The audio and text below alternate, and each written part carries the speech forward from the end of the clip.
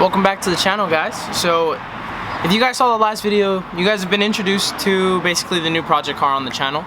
That is my 1991 Toyota MR2.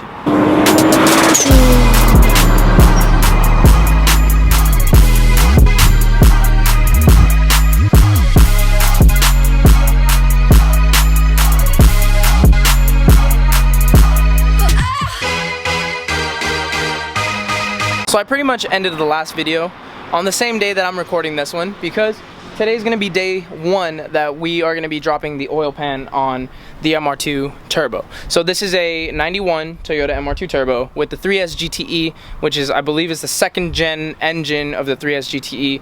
And well, I've dropped an oil pan on the Integra, as you guys may have seen earlier in like a few videos ago in this channel. I've never done one on a rear or mid-engine car, so this is gonna be a first for me. But I wanted to go ahead and kind of just bring you guys along on the journey and the experience, because I noticed that other MR2 owners on YouTube have always done the oil pan gasket while the engine was outside of the car. I haven't really come across a video where somebody has done it while the car, or while the engine was still in the car, so this is gonna be like, I don't know, kind of like a tutorial. But like I said, since it's gonna be my first time ever doing this, I'm just hoping everything turns out right and you guys can learn something from it. So with that being said, let's just get right into it.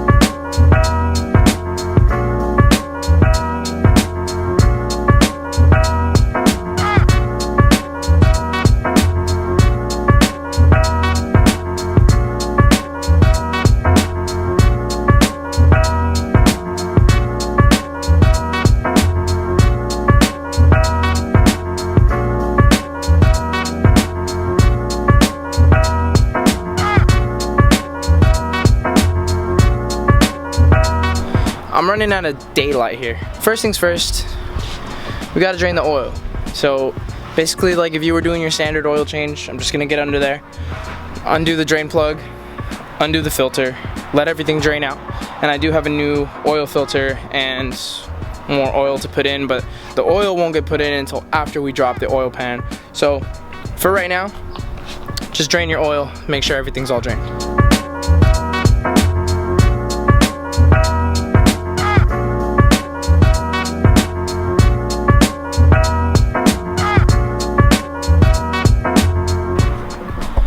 So it's getting pretty dark out here. I got the oil all drained out, but basically the next thing that I'm gonna be doing is removing the exhaust. So there's 2 nuts and 2 bolts just right here, right next to the muffler, and then there's 3 onto the flange that basically connects to the downpipe right after the turbo.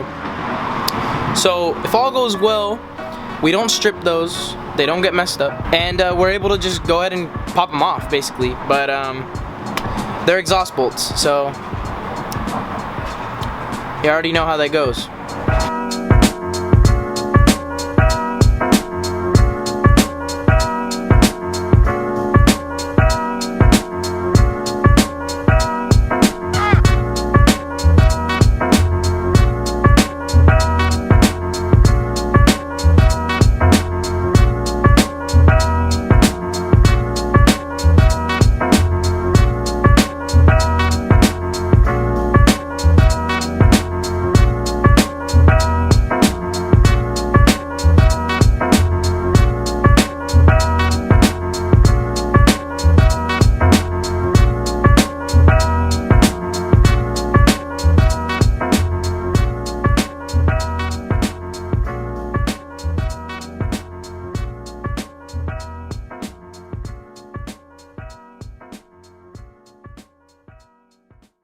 Alright, so we're moving on to the hard part, which is basically the 3 bolts on the triangle flange on the downpipe. Wish me luck.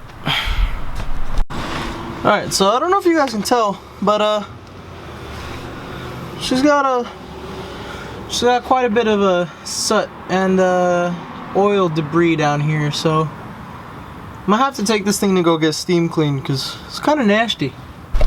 Alright, but basically, I'm gonna see if I can get the camera in here. So here's your downpipe. This is the downpipe right here. This guy. And basically, I don't know if you guys can see that, but there's 3 bolts back there. I think you guys can only see 2 right now. But so there's one right there, one under it, and then one on the other side.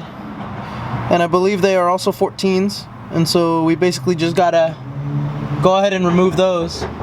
And then we should be able to go ahead and remove this pipe right here once we disconnect it from the bracket in the back.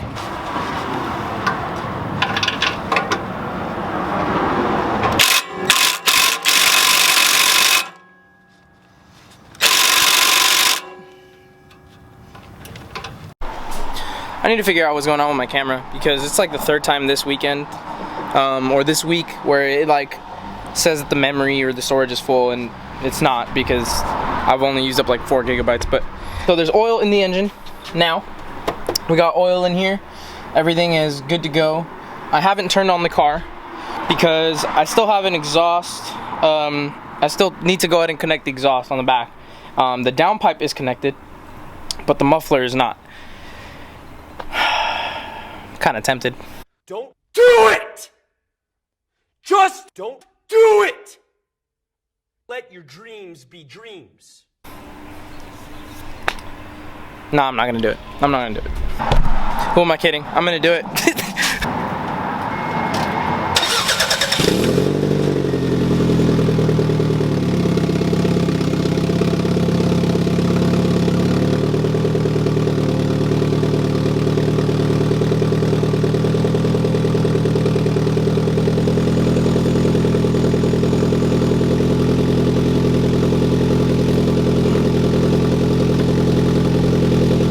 Actually doesn't sound bad. Kind of smells bad, but it doesn't sound bad.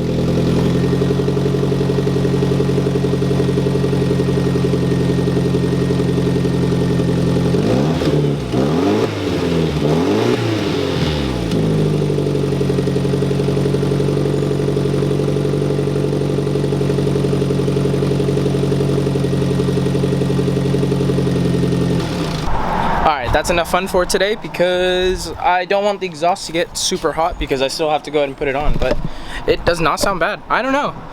Part of me like kind of wants to stay civil and really not mess with it. But maybe in the future we'll get an exhaust for it or something.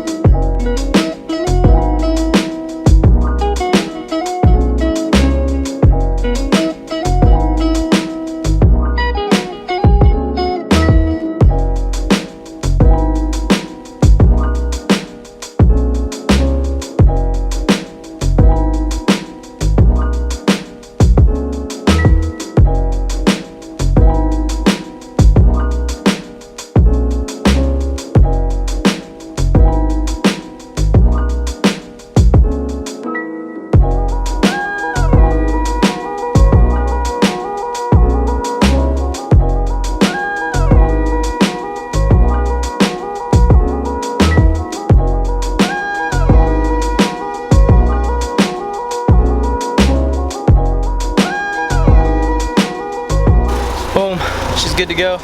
She's up and running again. At least good for now. And yeah, that pretty much concludes this video. So I'm just gonna end up jacking the car, you know, bringing it down and taking it out for a test drive just to make sure everything's all good to go. But hopefully this helped you guys a little bit with understanding and trying to figure out how to go ahead and do this on an MR2 on the inside while the engine is still inside the car. But it's relatively easy. It just takes a little bit of elbow grease and getting dirty pretty much. So if you guys have any questions, go ahead and drop any questions down below. I'll do my best to go ahead and answer those. If you guys want to go ahead and connect with me on Instagram, go ahead and follow me at ValeeMeetz. Also, make sure to go ahead and check out my ValeeMeetz.com website. I do sell merchandise, so if you guys would like to go ahead and support the build and the channel, go ahead and check that out. Cop yourself some merch. I do have some shirts that are on the website right now. So with that being said, we'll catch you guys in the next video. Remember to stay tuned. Peace out. Until next time, guys.